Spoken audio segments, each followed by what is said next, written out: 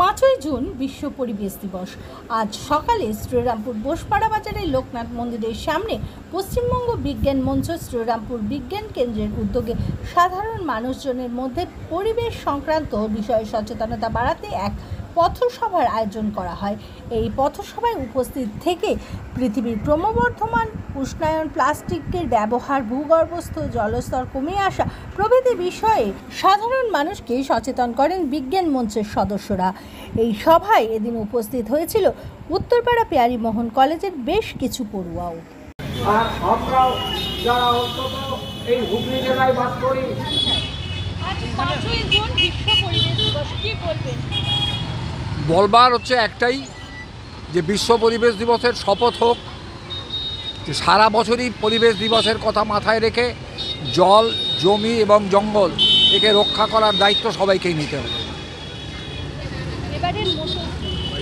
এবারের মোটো হচ্ছে এই যে বললাম, যে পরিবেশের পরিস্থিতি এমন জায়গায় চলে যাচ্ছে, আমরা লক্ষ্য করছি গত 5 বছরের মধ্যে আমাদের রাজ্যে, আমাদের দেশে, এই পৃথিবীতে ক্রমাগত তাপপ্রবাহ বৃদ্ধি পাচ্ছে, অসম্ভব বৃষ্টি, একসঙ্গে ওই ক্লাউড বাস্টের ঘটনা ঘটছে। এবং লক্ষ্য করে দেখবেন এই সময় বজ্রপাতে মৃত্যুর পরিমাণও বেড়ে গেছে, কারণ পরিবেশ দূষণ হলে বজ্রপাত হয় এবং এই পরিবেশ দূষণজনিত কারণে স্বাভাবিক প্রাকৃতিক প্রক্রিয়ায় যে উৎপন্ন হয় সেটা এক জায়গায় অনেক বেশি পরিমাণে হচ্ছে এবং স্বাভাবিকভাবেই মানুষ অসহায় হয়ে যাচ্ছে। এবং একইভাবে একসঙ্গে ক্লাউড বাস্ট হলে সারা বছরের বৃষ্টিপাতের মনে করুন 40% বৃষ্টি যদি একদিনে হয়, তাহলে পৃথিবীর কোনো সুয়েজ ব্যবস্থাই তাকে পরিষ্কার করতে পারে না।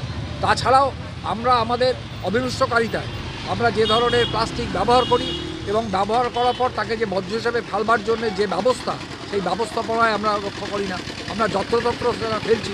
তাই আধুনিক শহরেও সুয়েজ ব্যবস্থা ক্ষতিগ্রস্ত হচ্ছে, স্বাভাবিকভাবেই জল জমা হচ্ছে, ভূগর্ভস্থ জলের পরিমাণও অনেক কমে যাচ্ছে। আর আমরা বুঝতে পারছি না এখনও পৃথিবীতে সংবাদ এত দ্রুত আসার ফলেও আমরা কখনো ভাবতে পারছি না যে একটা শহর, একটা জায়গা সম্পূর্ণ জলশূন্য হতে পারে। তার কারণ হচ্ছে এই যে ভূগর্ভস্থ জল, হাজার বছর ধরে যে জলটা পৃথিবীর অভ্যন্তরে ছিল এবং যে স্বাভাবিক জলচক্র প্রক্রিয়ায় পৃথিবীর অভ্যন্তরে জল পৌঁছতো, উন্নয়নের ফলে জল পৌঁছানোর সমস্ত জায়গাগুলো আমরা বন্ধ করে দিচ্ছি, কংক্রিট করে দিচ্ছি। আমরা যদি গত 10 বছরে শুধু আমাদের এলাকাগুলোকে দেখি, আগে ছিল বাঁধানো পিচ রাস্তা, ফুটপাথগুলো ছিল কাঁচা। এখন ফুটপাথ, শহরের ছোট গলি, ছোট নর্দমা সব কংক্রিটাইজ হয়ে যাচ্ছে। তার ফলে গ্যালন জল প্রবাহিত হলেও, বৃষ্টি অধিক হলেও 1 ফোঁটা জলও ভূগর্ভস্থে যাচ্ছে না। উল্টো দিকে আমরা কিন্তু প্রতিদিন গ্যালন জল আমাদের ব্যবহার করার জন্যে ওই ভূগর্ভ থেকে তুলছি। তার ফলে যেটা হচ্ছে, জলস্তর নেমে যাচ্ছে, আর্সেনিক দূষণ বাড়ছে এবং জলশূন্য হওয়ার দিকে আমরা এগিয়ে চলেছি। আমি অমিত মুখার্জি, আমি বিজ্ঞান মঞ্চের একজন কর্মী।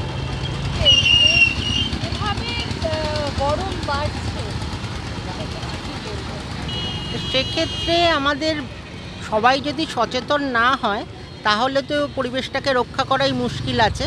যেমন বেশি করে গাছ লাগাতে হবে, স্যার যেরকম বললেন সেরকম আর কি। বৃষ্টি যাতে হয় গাছটা লাগাতে হবে, পুকুর বোজানো বন্ধ করতে হবে।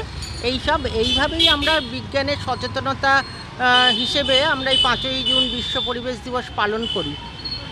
এবারেও তাই করলাম, যাতে মানুষ কিছুটা হলেও সচেতন হয়, এটাই আমাদের উদ্দেশ্য। আমার নাম মেরিন দাস, আমি হুগলি জেলা কমিটির সদস্যা, শ্রীরামপুর বিজ্ঞান কেন্দ্রের সম্পাদিকা। সারা বছর ধরেই আমরা ছোট করে সভা, মানুষের কাছে 1 to 1 মিশে চেষ্টা করি বলতে যে পরিবেশকে রক্ষা করতে হবে, জল ছাড়া বাঁচব না, তাই জল নষ্ট করব না।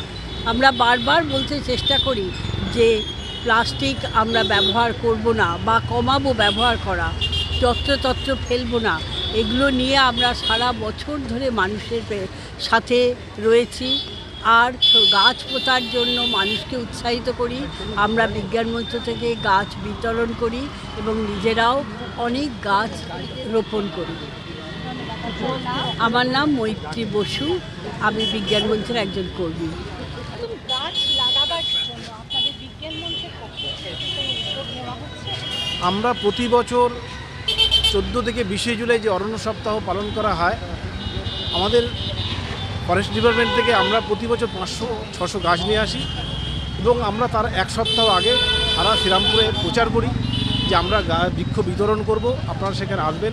বহু ক্লাব, বহু মানুষ উৎসাহিত হয়ে আসে এবং আমরা সেই গাছগুলো বিতরণ করি।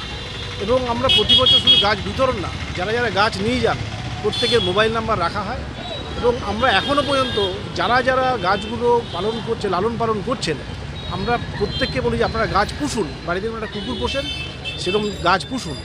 তাদেরকে আমরা প্রতি বছর ফার্স্ট, সেকেন্ড, থার্ড আমরা কিছু পুরস্কার দেওয়ার চেষ্টা করি, শুধুমাত্র মানুষকে সচেতন করার জন্য যে গাছ যদি থাকে তাহলে সব কিছু ঠিক থাকবে। পরিবেশের সব কিছু ভারসাম্য একজনই রক্ষা করতে হবে, সেটা হচ্ছে গাছ।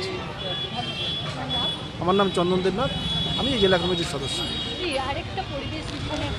হ্যাঁ হ্যাঁ নিশ্চয়ই, বাজিতে যে ধরনের গ্যাস উৎপন্ন হয় সেগুলো আমাদের পরিবেশের পক্ষে খুবই ক্ষতিকারক।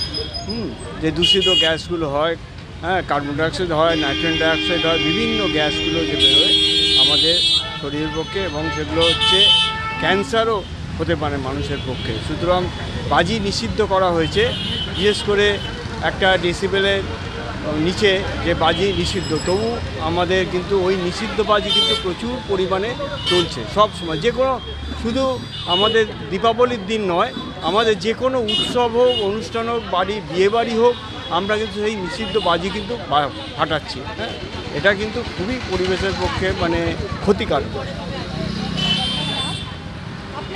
আমার নাম সমীর আল্লাহ, আমি বিজ্ঞান মঞ্চে একজন কর্মী। And all new places and all new fears. Take my 4 gifts and use it.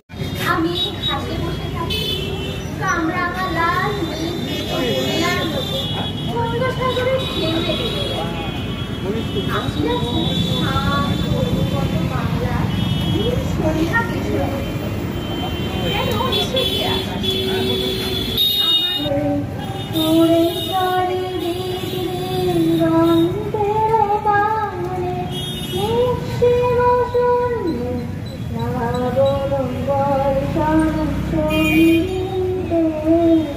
Thank you.